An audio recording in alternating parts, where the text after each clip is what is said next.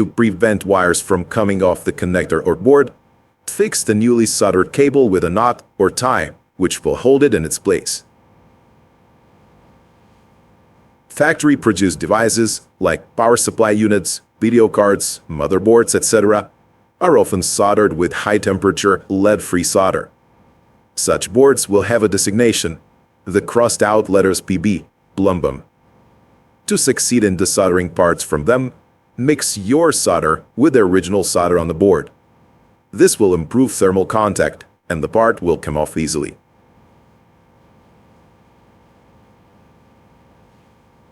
You may not use your tools, like tweezers or a screwdriver, to apply active flux to the workpiece. The chemicals it contains will eventually destroy them. The flux will also stick to other objects, including the surface of your table and the skin of your hands. So, use the solder wire to apply the flux. As you do the job, you dispose both of the wire and the flux.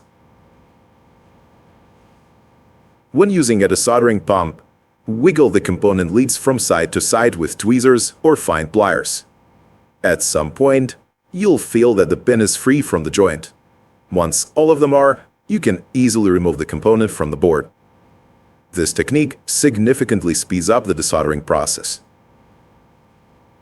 2-pin and 3-pin components are desoldered by tilting the part from side to side. If the component takes significant time to desolder, you risk overheating it.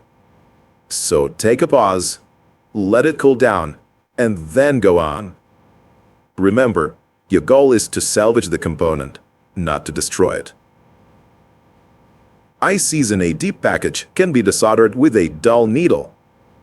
Cut off the needle-pointed tip and make it blunt. Then deepen the needle into every contact pad while heating it with the iron.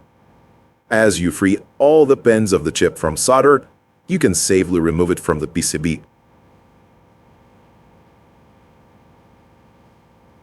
If you need to solder a lot of wires for your project, you can speed up the process by combining soldering with heat shrink application, like this.